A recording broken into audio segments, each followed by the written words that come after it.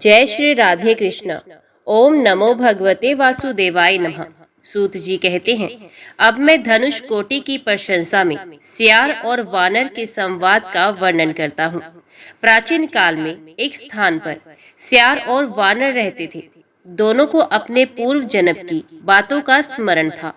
वे दोनों परस्पर मित्र थे। सियार का नाम रुद्र भूमिष्ठ था।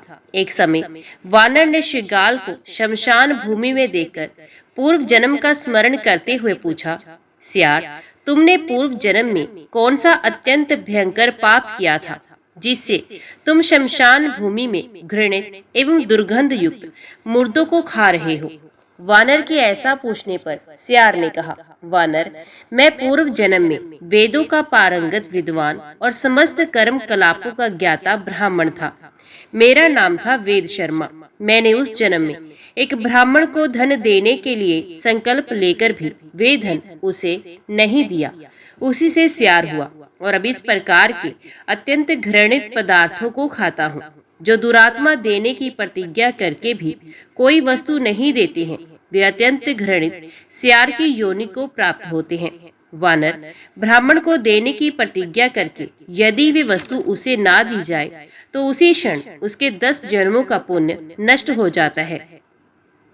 इसलिए समझदार मनुष्य को उचित है कि वे देने के लिए प्रतिज्ञा करने पर उस वस्तु को अवश्य दे डाले।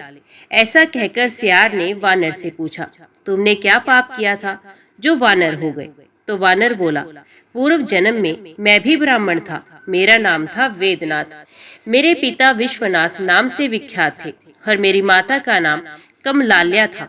सियार, पूर्व जन्म में भी हमारी तुम्हारी मित्रता थी। तुम इस बात को नहीं जानते हो, परंतु पुण्य के गौरव से मुझे उसका स्मरण है। पूर्व जन्म में मैंने ब्राह्मण का साग चुरा लिया था। उसी पाप से मैं वानर हुआ। अतः ब्राह्मण का धन अपहरण नहीं करना चाहिए। ब्राह्मण का धन लेने से नरक होता है और नरक भोगने के बाद वानर की योनि मिलती है। ब्राह्मण का धन अपहरण करने से बढ़कर दूसरा कोई पाप नहीं। विष तो केवल पीने वाले को मारता है, किंतु ब्राह्मण का धन समूचे कुल को जला डालता है। ब्राह्मण के धन का अपहरण करने से पापी मनुष्य कुंभी पाक नरक में पकाया जाता है।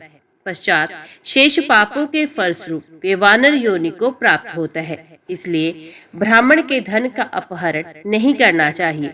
उनके साथ सदा क्षमा का ही व्यवहार करना चाहिए। बालक, दरिद्र, कृपण तथा वेद शास्त्र आदि के ज्ञान से शून्य ब्राह्मणों को भी अपमान नहीं करना चाहिए, क्योंकि क्रोध में आने पर वे अग्नि के समान भस्म कर देने वाले हो जाते हैं। सियार, कितने ही समय से ऐसा कष्ट भोगते हुए हम दोनों को इस पाप से छुड़ाने वाला कौन होगा? सियार और वानर इस प्रकार बातचीत कर ही रहे थे। इतने में ही देवयोग से अथवा पूर्व जन्म के किसी पुण्यवश वहां महातेजस्वी सिंधुदीप नामक मुनि स्वेच्छानुसार घूमते हुए आ पहुंचे। वे रुद्राक्ष की माला से विभूषित हो भगवान शिव के नामों का कीर्तन कर रहे थे। सियार और वानर ने मुनि को देखकर प्रणाम किया तथा इस प्रकार पूछा, भगवान, आप सब धर्मों के ज्ञाता हैं। अपनी कृपा दृष्टि से हमारी ओर देखिए और हम दोनों की रक्षा कीजिए।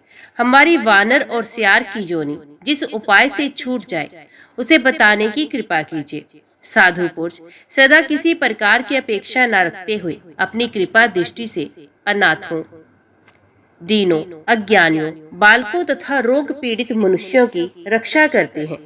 उन दोनों के ऐसा कहने पर महामुनि सिंधुदीप ने मन ही मन बहुत देर तक विचार किया और इस प्रकार कहा, सियार और वानर, तुम दोनों के पाप की शांति के लिए मैं एक उपाय बताता हूँ। तुम दोनों दक्षिण समुद्र के तट पर श्री रामचंद्र जी के धनुषकोटि तीर्थ में शीघ्र जाकर स्नान करो। ऐसा करने से पाप से मुक्त हो जाओगे। सिंधुदीप के इस वचन को सुनकर सियार और वानर बड़े प्रयास से धनुषकोटि में गए और उसके जल में स्नान करके सब पापों से मुक्त हो श्रेष्ठ विमान पर आरूढ़ होकर देवलोक को चले गए। वहां इन्हें इंद्र का आधा आसन प्राप्त हुआ।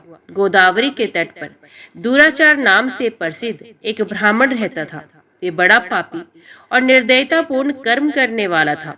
ब्रह्म हत्यारे, शराबी, स्वर्ण की चोरी करने वाले तथा गुरु पत्नी गामी महापातिकों के संसर्ग से दूषित होकर वे सदा वैसे ही लोगों के साथ निवास करता था।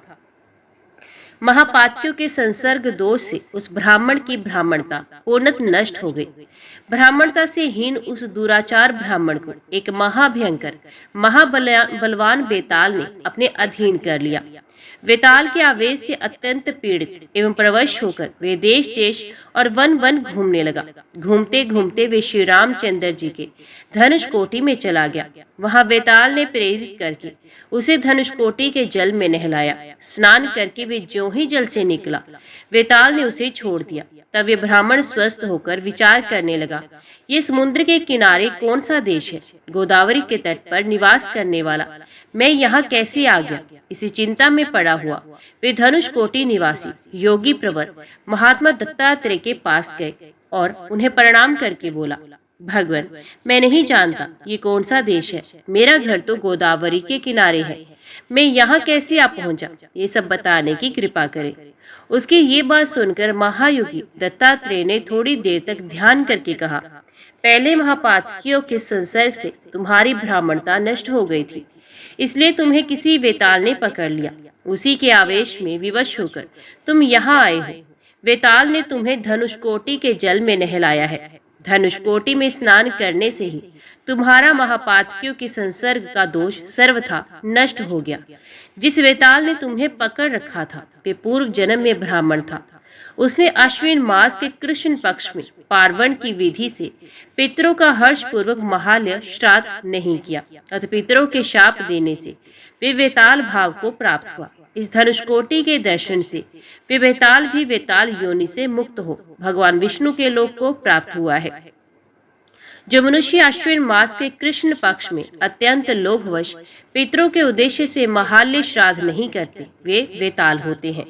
जो अश्विन मास के कृष्ण पक्ष में महालय श्राद्ध के अवसर पर अपनी शक्ति के अनुसार 1, 2 या 3 ब्राह्मणों को भोजन कराता है, उसकी कभी दुर्गति नहीं होती। भादो शुक्ल पक्ष से लेकर मार्ग शीर्ष मास के अंत तक तत्वदर्शी मुनियों ने महालय श्राद्ध का समय बताया। इसमें भी भादो का शुक्ल पक्ष विशिष्ट है और उसकी अपेक्षा भी अश्विन का कृष्ण पक्ष अधिक उत्तम माना गया है। उस कृष्ण पक्ष में प्रतिपदा तिथि को जो मनुष्य भक्ति पूर्वक महालय श्राद्ध करता है उसके ऊपर सबको पवित्र करने वाले भगवान अग्निदेव प्रसन्न होते हैं। वे अग्नि लोक को प्राप्त होता है। जो मनुष्य द्वितीय तिथि में महालय श्राद्ध करता है उसके ऊपर गिरिजापति भगवान शंकर प्रसन्न होते हैं और वे कैलाश को प्राप्त होता है। जो तृतीय तिथि में भक्ति पूर्व महालय श्राद्ध करता है उस पर ब्रह्मा, विष्णु और शिव तीनों देवता अनुग्रह करते हैं। इसी प्रकार तृतीया से लेकर चतुर्दशी तक महालय श्राद्ध की उत्तरोत्तर अधिक से अधिक महिमा है। जो मनुष्य भक्ति पूर्वक अमावस्या तिथि में महालय श्राद्ध करता है उसके पितरों को अनंत काल तक तृप्ति बनी रहती है। स्वर्गलोक में देवताओं को अमृत पीने से जो तृप्ति प्राप्त होती है वैसे ही अनंत तृप्ति पितरों को अमावस्या में महालय श्राद्ध करने से होती है। अमावस्या तिथि भगवान शंकर को अत्यंत प्रिय है। वे परम शांत तिथि है। इसमें महालय श्राद्ध करके वेद वेत्ता ब्राह्मणों को भोजन कराना चाहिए। अमावस्या को श्राद्ध करने वाला पुरुष प्रत्यज्ञात्मा और ब्रह्म की एकता को जानकर सायुज्य मोक्ष को प्राप्त होता है। भाद्रपद मास आने पर देव स्वरूप पितृ हर्ष से नाचने लगते हैं कि हमारे पुत्र हम लोगों को तृप्ति के उद्देश्य से श्रेष्ठ ब्राह्मणों को भोजन कराएंगे। उस भोजन से हमें अत्यंत दारुण नरक का क्लेश नहीं भोगना पड़ेगा और जब तक चंद्रमा तथा सूर्य बने रहेंगे तब तक हमारा स्वर्गलोक में निवास होगा। पितरों को तृप्ति देने वाले भाद्रपद मास एवं अश्विन मास प्राप्त होने पर प्रतिदिन भक्ति पूर्वक एक एक ब्राह्मण को भोजन कराना चाहिए। इससे उसके पितृकुल और मातृकुल के पितृ तृप्ति को प्राप्त होते हैं। अश्विन कृष्ण सप्तमी से लेकर अमावस्या मनुष्य प्रतिदिन 3-3 ब्राह्मणों को सत्कार पूर्वक भोजन कराए। द्वादशी से लेकर अमावस्या तक तो अवश्य ही ऐसा करे। वेद वेत्ता ब्राह्मणों को इस प्रकार भोजन कराए जिससे उन्हें पूर्ण तृप्ति हो। उस ब्राह्मण की तृप्ति से ब्रह्मा, विष्णु और शिव तृप्त होते हैं। अग्निश्वात आदि पितृ, इंद्र आदि देवता और अधिक कहाँ तक कहें तीनों लोग भी तृप्त होते हैं। मनुष्य महाल्य पावन विधि से श्राद्ध करे। महाल्य श्राद्ध में पितृकुल के पितरों की ही भांति मातृकुल के माता महादि पितरों को भी प्रसन्नता पूर्वक भोजन कराना चाहिए। भोजन के पश्चात यथाशक्ति दक्षिणा देनी चाहिए। जैसे आगे चलने वाले बैलों के बिना गाड़ी रास्ते में आगे नहीं बढ़ती, उसी प्रकार पितृ यज्ञ भी बिना दक्षिणा के सफल नहीं होता। अतः कल्याण की सिद्धि के लिए महालय श्राद्ध अवश्य करना चाहिए। यदि माता पिता के श्राद्ध के दिन एक उद्दिष्ट श्राद्ध भूल से ना किया गया हो तो भी महालय श्राद्ध अवश्य करें। यदि अपने पास शक्ति न हो तो दूसरों से धन की याचना करके भी पितरों का महालय श्राद्ध करें। पहले ब्राह्मणों से याचना करनी चाहिए। यदि उनसे धन धान्य आदि की प्राप्ति न हो तो महालय श्राद्ध करने की इच्छा से उत्तम क्षत्रियों के यहाँ याचना करें। यदि क्षत्रिय भी देने वाले ना हो तो वैश्यों से मांगे। यदि लोक में वैश्य भी दाता ना हो तो पितरों की तृप्ति के लिए भाद्रपद मास में गोग्रास अर्पण करें। यदि भादो या अश्विनी मास में सूतक आदि के द्वारा श्राद्ध में विघ्न उपस्थित हो जाए तो सूतक का समय निर्वर्त होने पर अगहन मास के भीतर किसी दिन भी पार्वण श्राद्ध कर लेना चाहिए। विद्वान पुरुष को चाहिए कि वे महालय श्राद्ध के लिए 9 ब्राह्मणों का वर्ण करें। एक ब्राह्मण पिता के लिए, एक पितामह के लिए और एक परपितामह के लिए वर्ण करें। इसी प्रकार मातामह, परमातामह और वृद्ध परमातामह के लिए भी एक एक ब्राह्मण का वर्ण करें। 2 श्रेष्ठ ब्राह्मणों का वर्ण विश्व देवों के लिए करें और एक वेदवेता ब्राह्मण का वर्ण भगवान विष्णु के लिए करना चाहिए। अथवा पितृ वर्ग के लिए एक, माता वर्ग के लिए एक, विश्व देवों के लिए एक और भगवान विष्णु के लिए एक। इस प्रकार 4 ब्राह्मणों का महालय श्राद्ध के लिए वर्ण करें। वे ब्राह्मण वेदज्ञ एवं सुशील होना चाहिए। जो खोटे स्वभाव वाले ब्राह्मणों का वर्ण करता है वे श्राद्ध का घातक होता है। भाद्रपद शुक्ल पक्ष में अथवा विशेष अश्विन कृष्ण पक्ष में महालय श्राद्ध करना चाहिए। जो श्रद्धा पूर्वक इस प्रकार महालय श्राद्ध करता है वे सब तीर्थों में स्नान करने का फल पाता है। महालय श्राद्ध नित्य क्रम में गिना जाता है, अतः उसे ना करने पर बड़ा भारी पाप लगता है। धर्मपुत्र युधिष्ठिर वनवास में महालय श्राद्ध करने से ही दुख के समुद्र से पार हो धृतराष्ट्र पुत्र को मारकर युद्ध में विजयी हुए। मुनि श्रेष्ठ वशिष्ठ जी, अत्रि, भृगु, कुत्स, गौतम, अंगीरा, कश्यप, भारद्वाज, विश्वामित्र, अगस्त्य, पराशर, मर्कंड तथा अन्यान्य मुनिवर विधि पूर्वक उत्तम महालय श्राद्ध का अनुष्ठान करके ही अणिमा आदि 8 सिद्धियां, व्रत और तपस्याओं के निवास स्थान बन गए।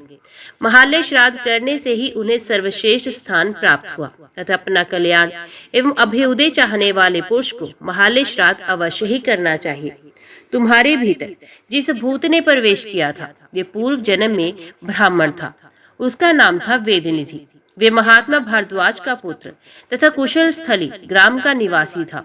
उसने विधि पूर्वक महालय श्राद्ध को नहीं किया, इसलिए पितरों के शाप से वे वेताल हो गया।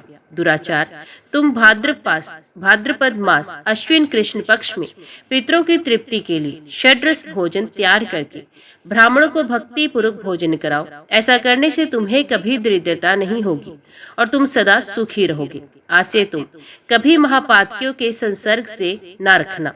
मैं तुम्हें आज्ञा देता हूँ, अब शीघ्रता पूर्वक अपने देश को चले जाओ। योगी दत्तात्रेय मुनि की इस प्रकार आज्ञा देने पर दुराचार कृतार्थ मन से उन्हें प्रणाम करके अपने देश को चला गया और दत्तात्रेय जी के बताए हुए मार्ग से अपने वर्ण आश्रम उचित कर्तव्य का पालन करते हुए प्रसन्नता पूर्वक रहने लगा। उसने महापातकियों का संसर्ग त्याग दिया। श्री रामचंद्र जी के धनुषकोटि तीर्थ में स्नान करने की महिमा से दुराचार देहांत होने पर परम मोक्ष को प्राप्त हुआ। ब्राह्मणों, इस प्रकार मैंने तुम्हें दुराचार के उद्धार की पवित्र कथा कह सुनाई। इस प्रकार धनुषकोटि तीर्थ बड़े बड़े पातकों का नाश करने वाला है। श्री सूत जी कहती हैं, नैमिषारण्य निवासियों, चक्र तीर्थ से लेकर धनुषकोटि पर्यंत 24 तीर्थों का तुमसे वर्णन किया। अब और क्या सुनना चाहते हो? मुनि बोले, सूत जी, हम लोग शीरकुंड का महात्म्य सुनना चाहते हैं, जिसके समीप पहले आपने चक्र तीर्थ की स्थिति बतलाई है। सूत जी ने कहा, मुनिवरों, परम पवित्र देवीपुर से पश्चिम थोड़ी ही दूर पर फुल्लग्राम के नाम से प्रसिद्ध बड़ा भारी स्थान है। जहाँ से प्रारंभ करके श्री रामचंद्र जी ने महासागर में सेतु बांधा है। ये फुलग्राम अतिशय पुण्यतम क्षेत्र है। वहां पर महापातकों का नाश करने वाला शीर कुंड है, जो दर्शन, स्पर्श, ध्यान और कीर्तन से भी मोक्ष देने वाला है। प्राचीन काल में दक्षिण समुद्र के तट पर अतिशय पवित्र फुलग्राम में वेदोक्त मार्ग पर चलने वाले मुदगल नामक मुनि निवास करते थे। उन्होंने भगवान विष्णु को प्रसन्न करने वाले एक उत्तम यज्ञ का अनुष्ठान किया। उस यज्ञ से संतुष्ट होकर प्रसन्नता भगवान विष्णु उनके आगे प्रकट हो गए। उनकी शांति शाम मेघ के समान थी। वे पीतांबर से सुशोभित थे। विनीता नंदन गरुड़ की पीठ पर बैठे हुए थे। कौस्तुभ मणि उनके वक्षस्थल की शोभा बढ़ा रही थी। उनके चारों हाथ शंख, चक्र, गदा और पद्म से शोभायमान थे। उनका दर्शन करके मुदगल मुनि भक्ति एवं प्रेम से विवल हो गए। उनके शरीर में रोमांच हो आया। उन्होंने कानों को सुख देने वाले मधुर शब्दों में भगवान विष्णु का स्तवन किया। मुदगल मुनि बोले, पहले संसार के सृष्टिकर्ता ब्रह्मा जी के रूप में, तत्पश्चात उसका पालन करने वाले विष्णु के रूप में, तदंतर जगत का संहार करने वाले रुद्र रूप में अब भगवान नारायण को मेरा नमस्कार है। मत्स्य और कश्यप रूप धारण करने वाले अब सच्चिदानंद में प्रभु को प्रणाम है। वराह और नरसिंह रूप धारण करने वाले आपको नमस्कार है। वामन और परशुराम रूपधारी अब भगवान को प्रणाम है। राम और बलराम के रूप में आपको नमस्कार है।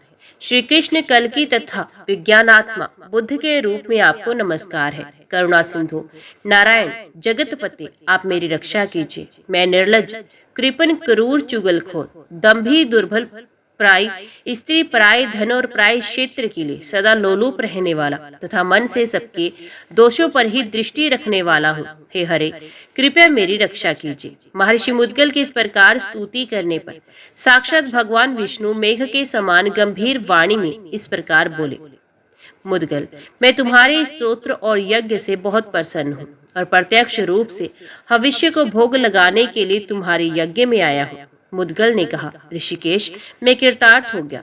मेरी धर्मपत्नी भी धन्य धन्य हो गई। आज मेरा जन्म सफल हो गया। मेरी तपस्या सफल हुई।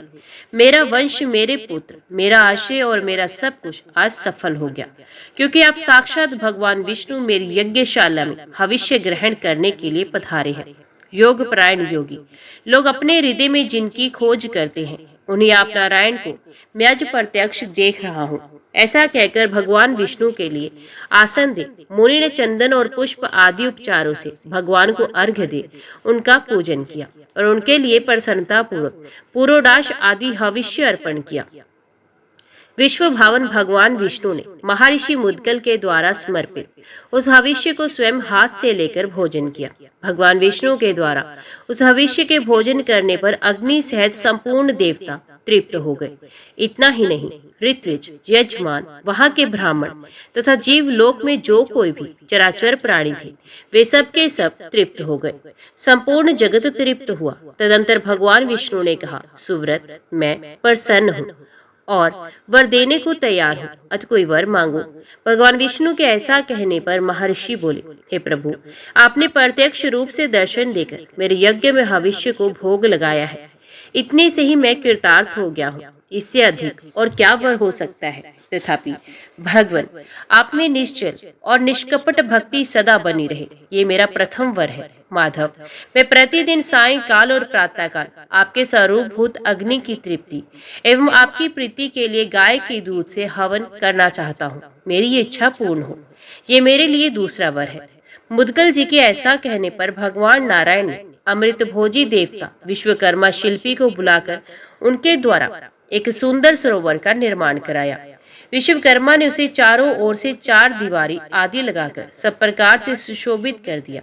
उसके बाद भगवान ने सुरभि को बुलाकर कहा, हे सुरभि, ये मेरे भक्त मुदगल जी प्रतिदिन मेरी प्रसन्नता के लिए दूध से हवन करना चाहते हैं, अतः तुम मेरे आदेश से नित्य सवेरे और संध्या के समय यहाँ आकर इस सरोवर को दूध से भर दिया करो।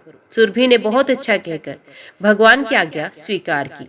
फिर भगवान ने मुदगल जी से कहा, ब्राह्मण, इस सरोवर में सदा सुरभि का दूध वर्तमान रहेगा। तुम उसके द्वारा प्रतिदिन सायंकाल और प्रातःकाल मेरी प्रसन्नता के लिए अग्नि में होम करो। इससे मैं तुम पर प्रसन्न रहूंगा और मेरी प्रसन्नता से तुम्हें संपूर्ण सिद्धि प्राप्त होगी। ये क्षीर सरोवर नाम से विख्यात तीर्थ होगा। इसमें स्नान करने वाले मनुष्यों के 5 महापातक तथा अन्यान्य पाप तत्काल नष्ट हो जाएंगे। मुद्गल, तुम देहवसान होने पर सब बंधनों से मुक्त हो मुझे प्राप्त होगे। यूं कहकर भगवान विष्णु ने मुद्गल को हृदय से लगाया। तत्पश्चात महर्षि मुद्गल ने भगवान को प्रणाम किया और भगवान वहीं पर अंतर ध्यान हो गए। भगवान विष्णु के चले जाने पर महर्षि मुद्गल ने प्रतिदिन सुरभि के दूध से श्रीहरि की प्रसन्नता के लिए अग्नि में आहुति करते हुए मोक्षदायक फुलग्राम में अनेक 100 वर्षों तक निवास किया।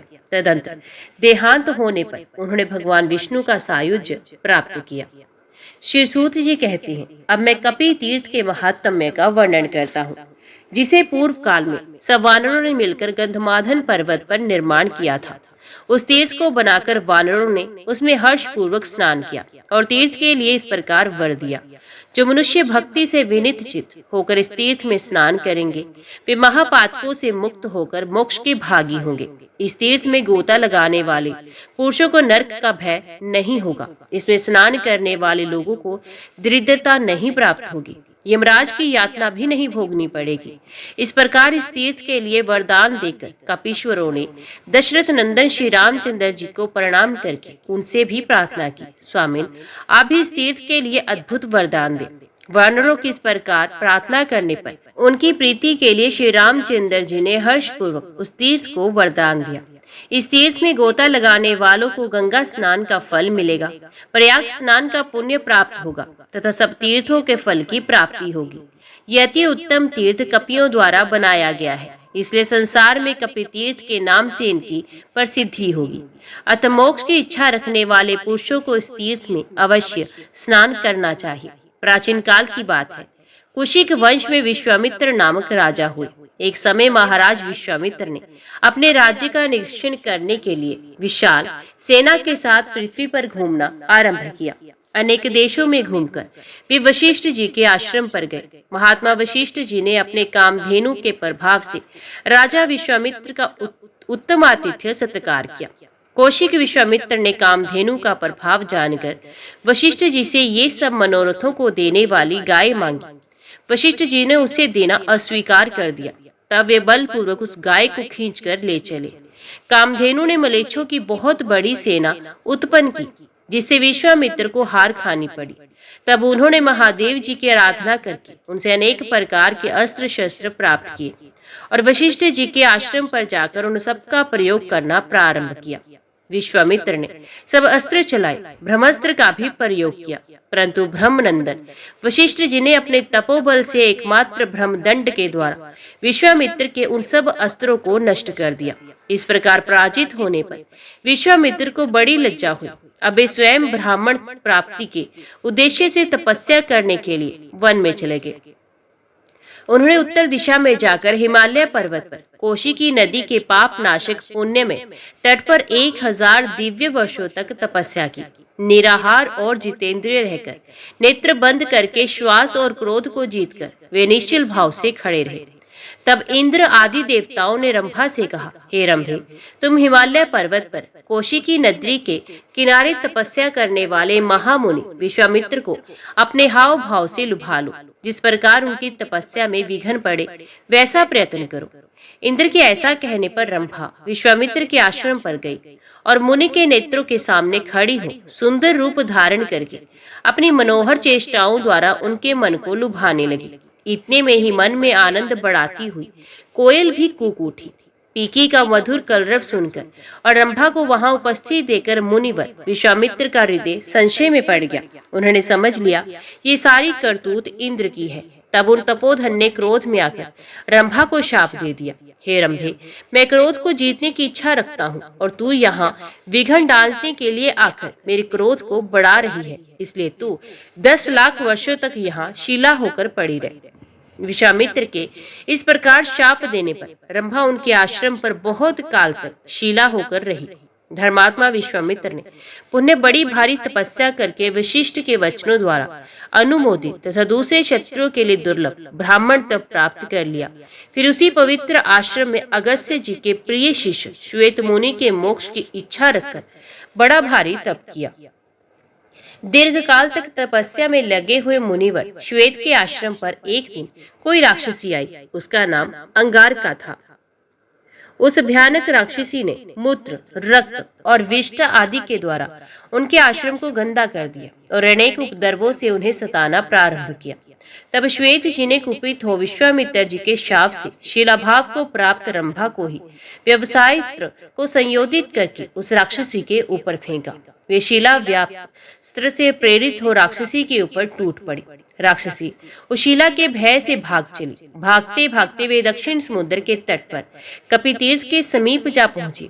भय से वे राक्षसी अत्यंत व्याकुल हो रही थी। वे शिला भी राक्षसी का पीछा करती हुई वहां तक आ गई और कपितीर्थ में गोता लगाती हुई राक्षसी के ऊपर गिर पड़ी। मस्तक पर शिला के आघात से राक्षसी वहीं मर गई। इधर कपितीर्थ में स्नान करने से विश्वामित्र के शाप को प्राप्त हुई वे शिला अपने शिला रूप को छोड़कर रंभा के रूप में परिणित हो गई। तत्पश्चात दिव्य वस्त्रों से सुशोभित हो वे दिव्य विमान पर चढ़ी और बारंबार कपितीर्थ के महात्म्य की प्रशंसा करती हुई अमरावती पुरी को चली गई। वे राक्षसी भी घृताची नामक अप्सरा थी जो कपितीर्थ में स्नान करके अपने स्वरूप को प्राप्त हुई। इस प्रकार अगस्त्य शिष्य श्वेत जी के प्रसाद से रंभा और घृताची कपितीर्थ में स्नान करके शीला भाव और राक्षसी रूप को त्याग कर अपने अपने स्वरूप को प्राप्त हो गई। इसलिए प्रयत्न पूर्वक कपितीर्थ में स्नान करना चाहिए। श्री सूत जी कहते हैं, जो मनुष्य भगवान श्री रामचंद्र जी के द्वारा स्थापित रामेश्वर शिवलिंग का एक बार दर्शन कर लेता है, वे भगवान शंकर के सायुज्य स्वरूप मोक्ष को पा लेता है। सतयुग में 10 वर्षों में जो पुण्य किया जाता है उसी को त्रेता के मनुष्य 1 वर्ष में सिद्ध करते हैं। वही द्वापर में 1 मास और कलयुग में 1 दिन में साध्य होता है। परंतु जो लोग भगवान रामेश्वर का दर्शन करते हैं उनको वही पुण्य कोटि गुणा होकर एक एक पल में प्राप्त होता है, इसमें संदेह नहीं। रामेश्वर नामक महालिंग में सब तीर्थ, संपूर्ण देवता, ऋषि मुनि तथा पितृ विद्यमान है, जो एक समय, 2 समय, तीनों समय अथवा सर्वदा ही मोक्षदायक रामेश्वर नामक महादेव जी का स्मरण ये कीर्तन करते हैं। वे पाप समूह से मुक्त हो जाते हैं और सच्चिदानंद में अद्वैत रूप सांब शिव को प्राप्त होते हैं। रामेश्वर नामक शिवलिंग भगवान श्री रामचंद्र जी के द्वारा पूजित हुआ है। उसके स्मरण करने मात्र से यमराज की पीड़ा नहीं प्राप्त होती। जो मनुष्य रामेश्वर नामक महालिंग को नमस्कार और उसका पूजन करते हैं उनका जन्म सफल है, वे कृतार्थ हो जाते हैं। जो मनुष्य रामेश्वर नामक महालिंग के प्रति भक्ति रखते हैं उन लोगों के प्रणाम, स्मरण और पूजन में तत्पर रहने वाले मानव भी कभी दुख नहीं देखते। करोड़ों जन्मों में किए गए जो कोई भी पाप है वे भगवान रामेश्वर का दर्शन कर लेने पर तत्काल नष्ट हो जाते हैं। रामेश्वर महालिंग का कीर्तन और पूजन करने वाला मनुष्य अवश्य ही भगवान रुद्र का सारूप्य प्राप्त करता है। जैसे प्रज्वलित अग्नि क्षण भर में काष्ठ के ढेर को भस्म करती है, वैसे ही भगवान रामेश्वर का दर्शन करने वाले लोगों के सब पाप तत्काल भस्म हो जाते हैं। रामेश्वर महालिंग की भक्ति 8 प्रकार की बताई गई है। रामेश्वर के भक्तों के प्रति स्नेह एवं दया भाव रखना, उन भक्ति का पूजन करके उन्हें संतुष्ट करना, स्वयं भगवान रामेश्वर की भक्ति पूर्वक पूजा करना, उन्हीं के लिए देह की सारी चेष्टाओं का होना, श्री रामेश्वर की महात्म्य कथा श्रवण करने में आदर भाव रखना, उनके प्रति प्रेमाधिक्य के कारण वाणी का गदगद होना, नेत्रों में आंसू आना, शरीर में रोमांच का उदय होना आदि भावों का स्फुरण, श्री रामेश्वर महालिंग का निरंतर स्मरण करना तथा उसी की शरण लेकर जीवन धारण करना। जिस किसी मलेच्छ में भी ऐसी 8 प्रकार की भक्ति हो, वे भी मुक्ति क्षेत्रों के मोक्ष रूपी धन का अधिकारी बताया गया है।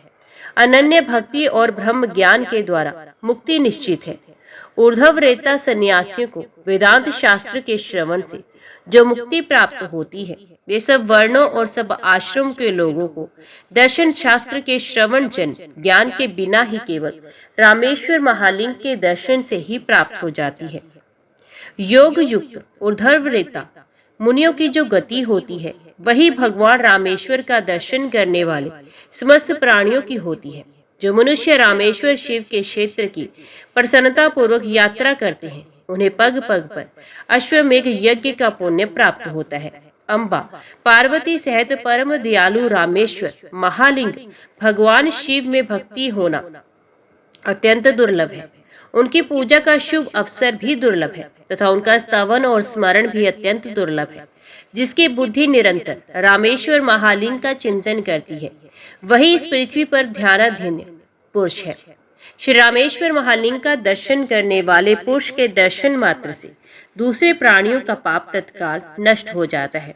जो प्रातःकाल उठकर 3 बार रमानाथ रामनाथ रामेश्वर शब्द का उच्चारण करता है उसका पहले दिन का पाप तत्काल नष्ट हो जाता है। यदि प्राण त्याग के समय मनुष्य भगवान रामेश्वर का स्मरण करे तो फिर उसका जन्म नहीं होता।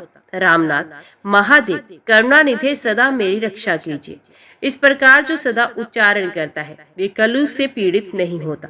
रामनाथ जगन्नाथ धुरजटे नील लोहित जो इस प्रकार सदा बोलता है उसे माया नहीं सताती। नीलकंठ महादेव रामेश्वर सदाशिव सदा ऐसे बोलने वाला प्राणी कभी काम से कष्ट नहीं पाता।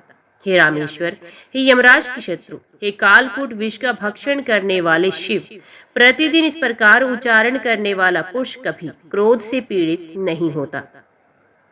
जो स्फटिक आदि भिन्न भिन्न शिलाओं से भगवान रामेश्वर का मंदिर बनाता है वे श्रेष्ठ विमान पर बैठकर भगवान शिव के लोक को जाता है।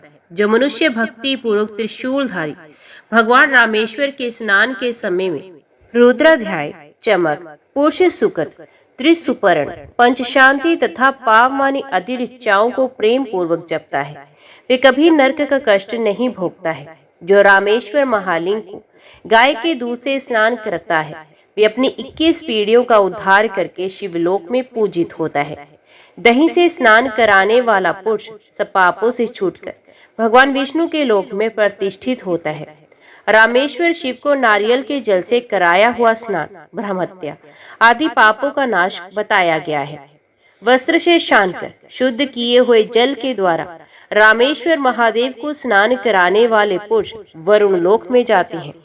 पुष्पों के सुगंध से वासित जल के द्वारा दया निधान रामेश्वर महालिंग को स्नान कराने वाले मनुष्य शिवलोक में पूजित होते हैं। राम सेतु धनुष कोटि में विराजमान भगवान रामेश्वर ऐसा उच्चारण करके मनुष्य जहाँ कहीं भी स्नान करे सेतु स्नान का फल प्राप्त करता है। जो मनुष्य रामेश्वर शिव के टूटे फूटे हुए मंदिर को बनाता है उसकी मरम्मत कराता है वे 10 सहस्त्र ब्रह्महत्याओं को जला डालता है। जो मनुष्य भगवान रामेश्वर के आगे प्रसन्नता पूर्वक दीपक अर्पण करता है वे अविद्या में अंधकार का भेदन करके प्रकाश स्वरूप सनातन ब्रह्म को प्राप्त होता है। भगवान रामेश्वर के उद्देश्य से जो थोड़ा भी आदर पूर्वक दान किया जाता है वे दाता को परलोक में अनंत फल देने वाला होता है। महाक्षेत्र रामेश्वर में श्री रामनाथ जी के समीप निवास करने वाला मनुष्य पुनरावर्ती रहत मोक्ष को प्राप्त होता है। संसार का लाड़ प्यार छोड़कर आपत्तिग्रस्त मनुष्यों की पीड़ा दूर करने वाले रामेश्वर महालिंग का श्रवण, कीर्तन और स्मरण करना चाहिए। भगवान रामेश्वर का पूजन, वंदन, स्मरण, श्रवण और दर्शन कर लेने पर कोई वस्तु दुर्लभ नहीं रहती। जो लाए हुए गंगा जल के द्वारा रामेश्वर नामक महालिंग को स्नान कराता है वे भगवान शिव के लिए आदरणीय हो जाता है। जब तक मृत्यु नहीं आती, जब तक बुढ़ापे का आक्रमण नहीं होता और जब तक संपूर्ण इंद्रियां शिथिल नहीं हो जाती तभी तक मोक्ष चाहने वाले मनुष्य को सदैव भगवान रामेश्वर का वंदन, पूजन, चिंतन तथा स्तवन कर लेना चाहिए। परम दयालु भगवान रामेश्वर का जो भक्ति पूर्वक सदा भजन करते हैं वे इस भूतल पर सदा सुखी होते हैं और अंत में सनातन मोक्ष को प्राप्त होते हैं। इस प्रकार रामेश्वर महालिंग की महिमा का वर्णन किया गया। जिस प्रसंग को भक्ति पूर्व पढ़ता और सुनता है वे श्री रामेश्वर की सेवा के परमोत्तम फल को पा लेता है। ऋषि बोले, सब प्राणियों का उपकार करने वाले सूत जी, आपने इस पुराण की कथा सुनाकर हम लोगों पर बड़ा अनुग्रह किया। दशरथ नंदन श्री राम जी ने जिस प्रकार शिवलिंग की स्थापना की है उसको हम लोग सुनना चाहते हैं। सूत जी ने कहा, वानरों की सेना के साथ महेंद्रगिरी पर आकर लक्ष्मण सहित महाबली श्री रामचंद्र जी ने समुद्र का दर्शन किया। तत्पश्चात अपार समुद्र के ऊपर सेतु बांधकर उसी के मार्ग से श्री रघुनाथ जी रावण पालित लंकापुरी को आए। वहां पहुंचने पर सूर्यास्त हो गया। पूर्णिमा के प्रदोष काल में सेना सहित श्री रामचंद्र जी सुवेल पर्वत पर आरूढ़ हो गए। तदंतर रात्रि में महल की छत पर खड़े हुए लंकापति रावण को देखकर महाबली सूर्यपुत्र सुग्रीव ने उसके मुकुट को धरती पर गिरा दिया। मुकुट भंग हो जाने से राक्षस घर में घुस गया। लंकेश्वर के घर में घुस जाने पर सुग्रीव, लक्ष्मण और सेना सहित श्री रामचंद्र जी ने पर्वत के किनारे से उतरकर लंका के समीप अपनी सेना को ठहराया। वहां ठहराए जाते हुए वानरों पर रावण के विशालकाय सैनिकों ने अस्त्र शस्त्र लेकर आक्रमण किया। वे सभी दुष्ट आत्मा राक्षस अदृश्य होकर आए थे। विभीषण ने उन सबका अंतर ध्यान विद्या से ही वध किया। बहुत से बलवान वानरों द्वारा कितने ही राक्षस मारे गए। भयंकर पराक्रमी वानरों ने जिनका अंग भंग कर दिया था, ऐसे मरने से बचे हुए राक्षस शीघ्र ही रावण पालित लंकापुरी में भाग गए। उस सेना के नष्ट हो जाने पर रावण के भेजे हुए इंद्रजीत ने युद्ध में अत्यंत भयंकर नाग अस्त्रों से द्वारा दोनों दशरथ कुमार श्री राम और लक्ष्मण को बांध लिया। तत्पश्चात विनीता नंदन महात्मा गरुड़ ने आकर उन दोनों भाइयों को नागपाश से मुक्त किया। तब विभीषण ने 8 घंटा वाली विशाल शक्ति हाथ में लेकर उसे अभिमंत्रित करके प्रहस्त के मस्तक पर चलाया। उस वज्र की भांति गिरती हुई शक्ति के राक्षस का मस्तक काट दिया, जिससे वे आंधी से गिराए हुए वृक्ष की भांति दिखाई देने लगा। राक्षस प्रहस्त को युद्ध में मारा गया देखकर धूम्राक्ष ने बड़े वेग से वानरों पर आक्रमण किया। वानर भाग चले। वानर सेना को भागते हुए देख पवन कुमार हनुमान जी ने धूम्राक्ष को शीघ्र ही मार डाला। धूम्राक्ष को मारा गया देख मरने से बचे हुए निशाचरों ने सब समाचार राजा रावण को बताया। तब रावण ने कुंभकर्ण को सोते से जगाया और उसे युद्ध करने के लिए भेज दिया। युद्ध में आए हुए कुंभकर्ण को लक्ष्मण जी ने कुपित होकर ब्रह्मास्त्र से मारा, जिससे वे प्राणहीन होकर धरती पर गिर पड़ा। तब वहां दूषण नामक राक्षस के 2 छोटे भाई वज्रवेग और प्रमाथि, जो युद्ध में रावण के समान ही बलि थे, आए और हनुमान एवं अंगद के हाथों मारे गए। विश्वकर्मा के पुत्र नल ने वज्रदंष्ट को तथा कुमुद नामक श्रेष्ठ वानर ने अकंपन को मारा। लक्ष्मण जी ने अतिकाय और तृष्णा का वध किया। सुग्रीव ने देवांतक तथा नरांतक को मौत के घाट उतार दिया।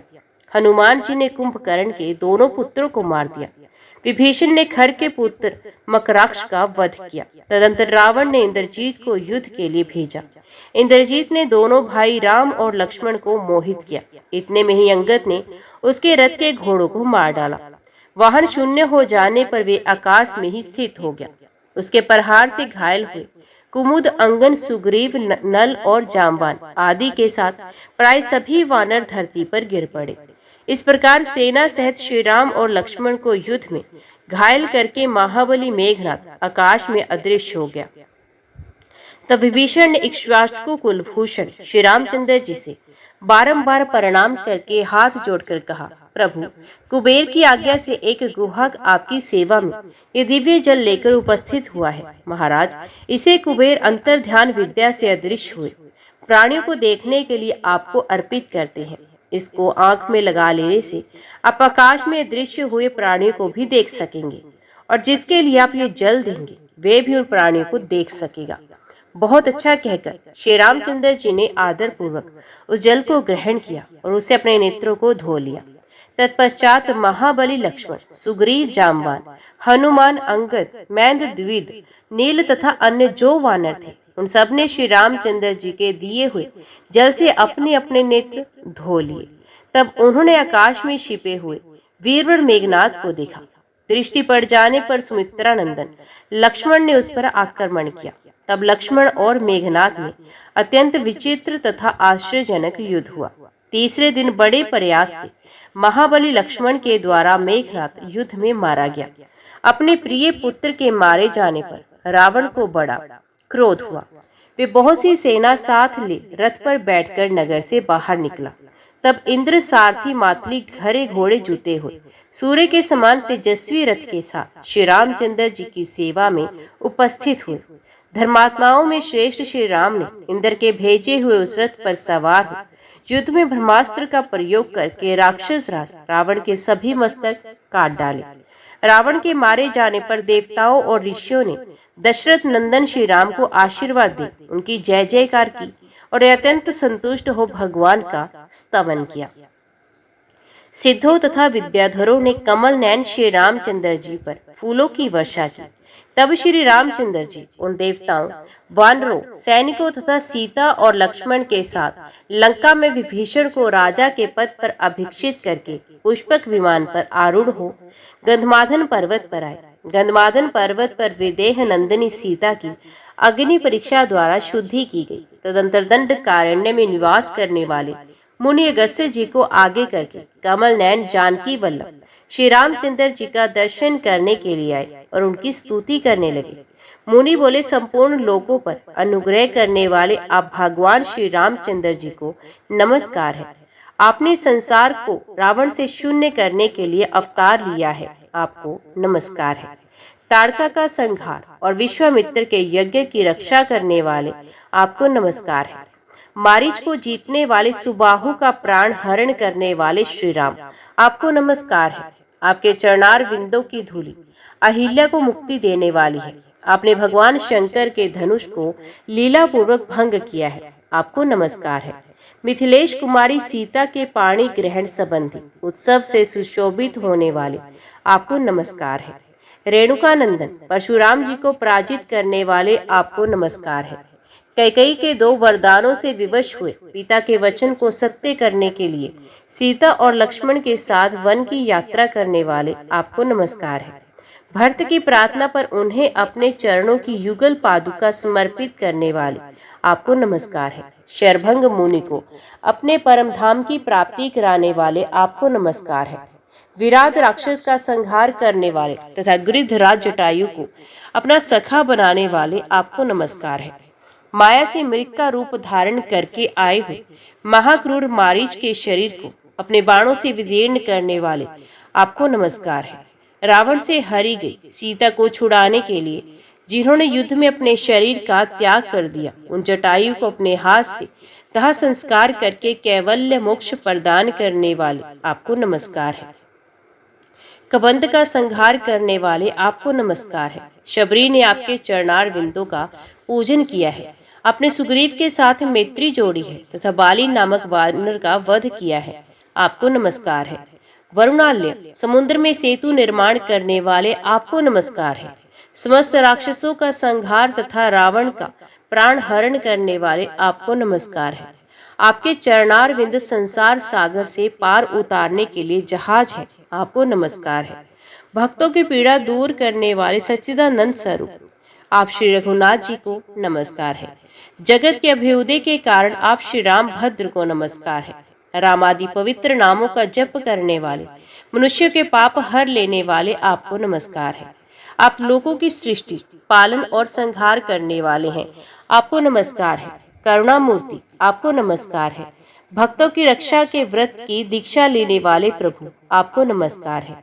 सीता सहित आपको नमस्कार है। विभीषण को सुख देने वाले श्री राम, आपने लंकापति रावण का वध करके संपूर्ण जगत की रक्षा की है, आपको नमस्कार है। जगन्नाथ हमारी रक्षा कीजिए, रक्षा कीजिए। जानकी पति हम सबका कल्याण कीजिए, हम सबका पालन कीजिए।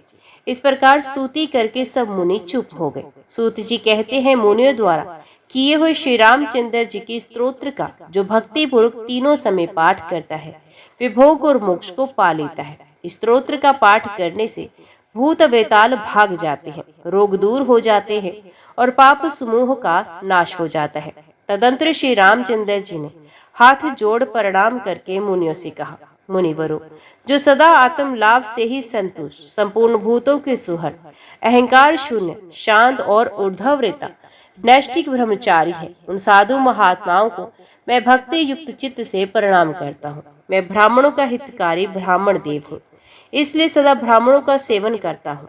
इस समय आप लोगों से मैं कुछ पूछता हूँ, आप उसे विचार कर उत्तर दें। ब्राह्मणों, रावण के वध से मुझे जो पाप लगा उसका प्रायश्चित क्या है, ये मुझे बताएं। मुनि बोले, सत्य की रक्षा का व्रत करने वाले जगन्नाथ, आप समस्त संसार की रक्षा का भार वहन करने वाले हैं। संपूर्ण जगत के उपकार के लिए यहाँ शिव जी की आराधना कीजिए। गंधमादन पर्वत का ये शिखर अतिशय पुण्यमय तथा मोक्ष देने वाला है।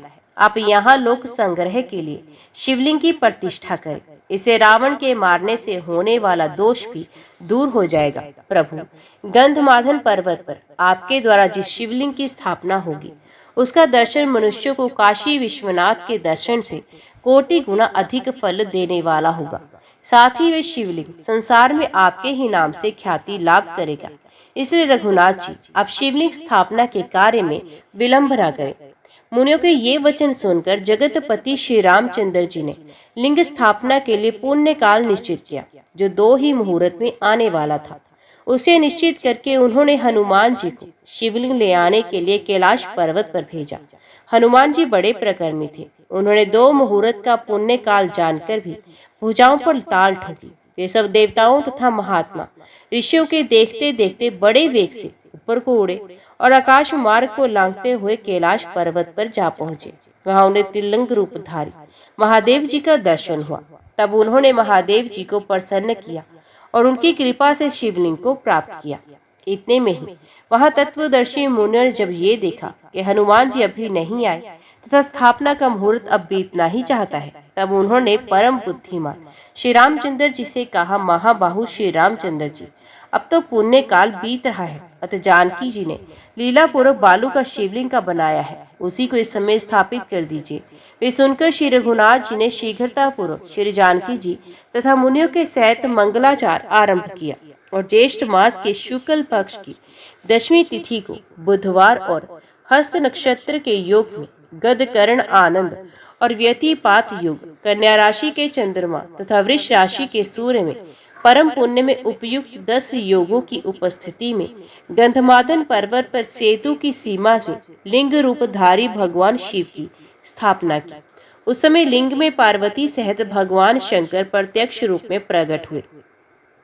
उनके ललाट पर चंद्रमा की कला और साक्षात गंगा शोभा पा रही थी। भगवान सांब शिव ने सब लोगों को शरण देने वाले महात्मा रघुनाथ जी को इस प्रकार वरदान दिया, राघवेंद्र, आपके द्वारा यहाँ स्थापित किए गए शिवलिंग का जो दर्शन करेंगे वे महापातकों से युक्त होंगे तो भी उनके पापों का नाश हो जाएगा। जैसे धनुष कोटि में गोता लगाने से सारे पाप नष्ट हो जाते हैं, उसी प्रकार इस रामेश्वर लिंग के दर्शन से महापातक भी नष्ट हो जाएंगे। तत्पश्चात श्री रामचंद्र जी ने भगवान रामेश्वर के सामने नंदिकेश्वर को स्थापित किया और अपने धनुष की कोटि से रामेश्वर शिव के अभिषेक के लिए धरती फोड़कर एक कूप तैयार किया। फिर उसने जल लेकर भगवान शंकर को स्नान कराया। वही पुण्य में तीर्थ कोटि तीर्थ के नाम से विख्यात हुआ। मुनिवरों, कोटि तीर्थ की महिमा का वर्णन पहले किया जा चुका है। जय श्री राधे कृष्ण। ओम नमो भगवते वासुदेवाय नमः। आज के वीडियो में इतना ही। उम्मीद करती हूँ वीडियो आपको पसंद आई होगी। वीडियो पसंद आई हो तो वीडियो को लाइक और चैनल को सब्सक्राइब जरूर कीजिएगा। जय श्री हरि लिखकर कमेंट बॉक्स में अपनी हाजिरी और अपने सुझाव देना ना भूलेगा। तो मिलते हैं अगली कथा अगले अध्याय के साथ। तब तक के लिए देखते व सुनते रहिए। जय मां कंजक, जय माता दी।